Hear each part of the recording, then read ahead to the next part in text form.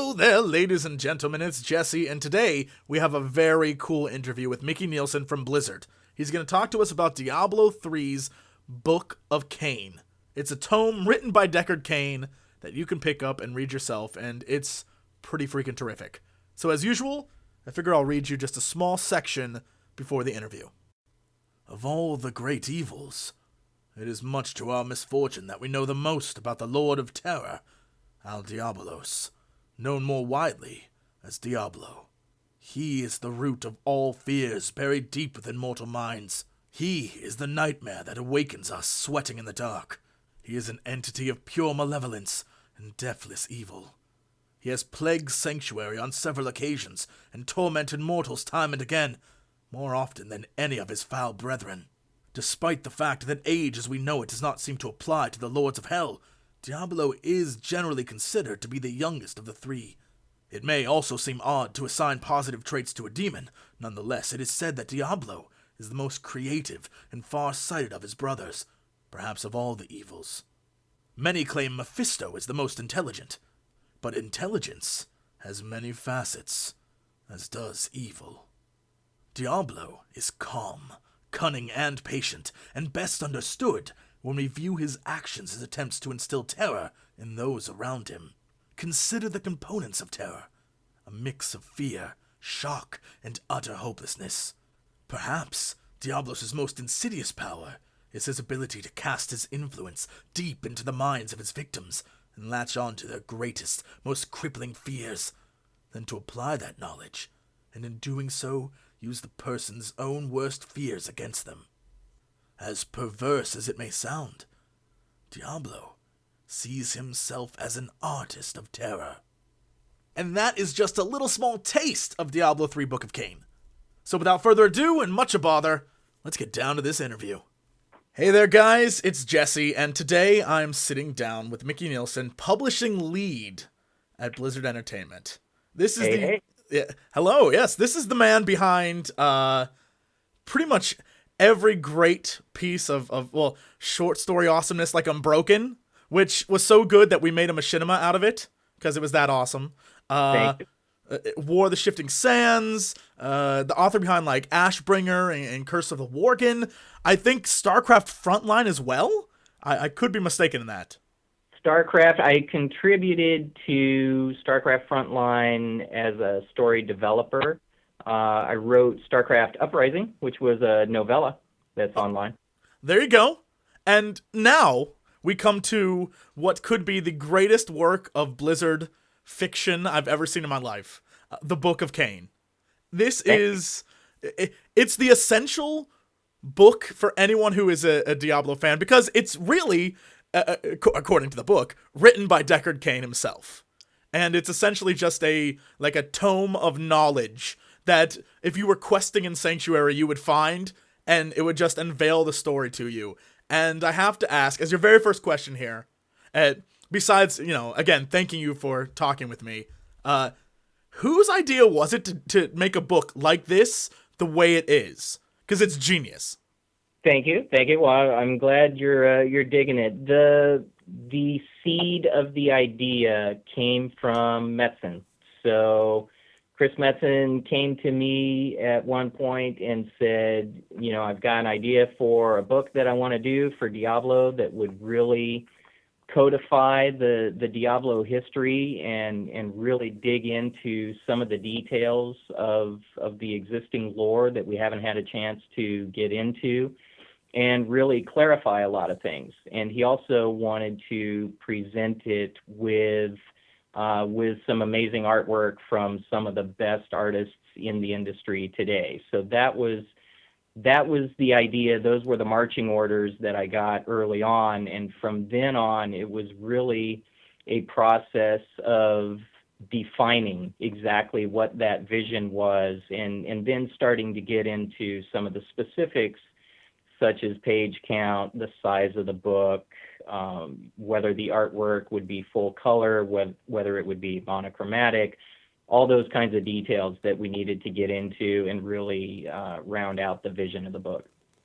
Well, I love that the way you guys went with it is the outside is almost like this, Necronomicon style feel to it, where it has the Diablo on the front, and and then the inside, it looks like a tome. It doesn't look like, a book you would find at. I would name a bookstore, but I think most of them have gone out of business, so people wouldn't know what I'm talking about. But if you could walk into an Amazon, it would be like that, or those old bookshops you see, like in where Harry Potter goes to get his books, right? So, something Exactly. yeah, and it looks like that, and the inside is all the artwork and the story, and it's terrific, and it has letters and maps and all sorts of great things in there, and I am really impressed by the fact that it covers so much. It talks about the heavens, the hells, all the new places we'll see in Diablo 3, the Sin War series. It basically wraps up everything in a nice little package if you've missed it, and says, here, learn the game before you play it. And I think that's great. The question is, will all this information play a big role in Diablo 3 as compared to, say, Diablo 2 or the first one, where they sort of had confined storylines into what was going on? This is much more expansive, is what I'm saying. Like, Diablo 3 seems like a much grander game, and so is this book like a you best learn something before you play it kind of thing, or what are we looking at here? Right. So the book is extremely valuable to the IP as a whole. I would say not just for Diablo 3, but for the entire Diablo fiction moving forward. We really were able to clarify a lot of things. Not only that, but just to brainstorm a lot of really cool concepts and ideas that will continue to inform the Diablo fiction moving forward. So it's incredibly important. People will get a lot from the book when they read it and they play the game, and then if they go back and reread the book after they've played the game, they'll get a lot more from doing that as well. And I think that's really cool, because there's definitely a lot of stuff in here that, as someone who is going to play Diablo 3 and is really looking forward to it, there's things in there that I must have missed at BlizzCon, because I remember friends hyping up about different angels and stuff, and I didn't remember that till I saw the book. And so I guess that's something I wanted to ask as well. The things that are introduced in the book, besides the lesser evils, which I'm almost positive will be in the game, will we see the different, like there's an archangel of wisdom and fate and hope? Will we see those characters in Diablo 3? I assume so, since they're in this book, and why else would they be there? So I think probably the safest thing for me to say is that you will certainly see more of these characters in the fiction in many different ways. There's going to be a lot more of the Anjurus Council coming up in the near future. Okay, and I guess the same thing for the lesser evils?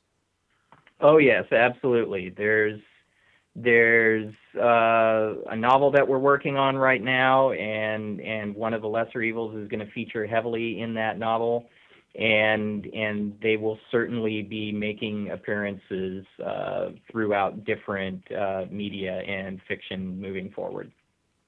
And when it talks about the different evils, because the book goes into great detail about the various areas of hell in which they occupy, and I guess I have no clue if you can answer this or not, but in my brain immediately when reading that, I thought, you know what?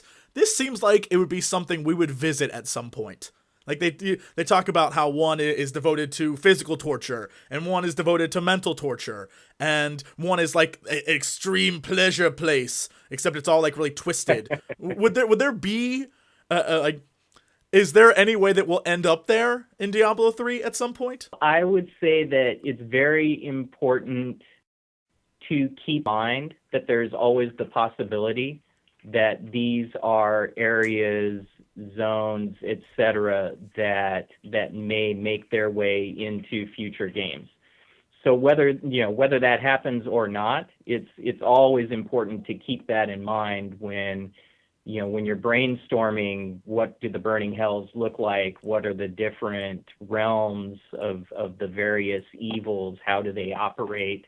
All the ins and outs of that, to keep in mind that there's always the possibility that players will go there in the future. Right. I figured it was something along those lines, but I had to ask. I was like, oh, Sure. it'd be great if that was there. All right. And I guess another question that I think is brought up from the book has to deal with the Worldstone and its destruction, more importantly, because I think this was brought up at BlizzCon as well, but I want to see if you could give a more clear answer on it. Its destruction, what does that exactly mean? And then, now that it's destroyed, how does that affect what's going to happen in Diablo 3?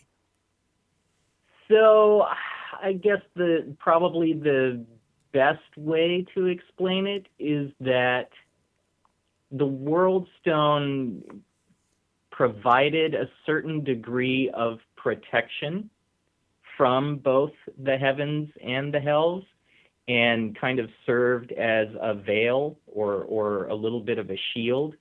The demons certainly came to be aware of Sanctuary, and Tyrael, of course, came to be aware of it. But there was always that kind of veil that was provided by the Worldstone. And when the Worldstone was destroyed, that went away. So it's kind of an all bets are off scenario, even though the heavens and the hells seem to be doing a good job of keeping a tentative pact as far as not interfering with Sanctuary, but that's not going to last for very long. The other thing to keep in mind is that Baal would have corrupted the entirety of humanity, and mortals would have been used by the demons against the angels if Tyrael had not destroyed the Worldstone. So okay. He really had no choice. Right. And I that was like the big climatic moment at the end of the Diablo 2 expansion. And so I love forums, especially Blizzard forums, because the theories are just so out there that this one has to be my favorite. I just wanted to run it by you. Okay. Is it possible? Because the primevals are it's clear that, at least from what the book says, that really the designation between prime and lesser really doesn't matter that much, but the primevals definitely have a lot of stuff going for them, and that Diablo is considered the most cunning and ruthless, and he definitely has a lot of plans. And so I'm wondering, and this is actually, a few people brought this up on the forums, and I read this and was like, oh, I have to ask this question. Is it possible that perhaps the whole getting banished by the lesser evils to Sanctuary and setting this whole thing up with Baal and the stone and all this stuff is all part of some grand Diablo scheme in which he knew somehow that Tyrael would destroy the Worldstone in order to save humanity, and that in the end that revealed Sanctuary to the hells, and so all the demons now have access to it? Like, this was his plan all along? It's certainly interesting to consider that Diablo might be that forward thinking, but I'm going to hold off and not definitively say one way or another on that one. That's a good answer for me. It'll let people go to the forums like, oh my goodness. And I think the last major question has to do with Deckard Cain himself. When it comes to Deckard, what this book, I think it serves as this is the last of my knowledge. So I'm curious, what does that mean for Deckard Cain? Like, this book is everything he knows, at least he can say to us, that he knows that he won't speak of in Diablo 3. Does this mean that God, this is such a spoilery question. But I guess it's the last one. So does this mean that we'll be seeing a conclusion to Deckard's story? Because it almost seems like we're sort of wrapping that up here. Or are there many more Deckard adventures to come? So I think what I would say for that is where Deckard Cain is coming from in the letters that he's writing to Leah and the things that he's saying is that he feels like he's feeling his age.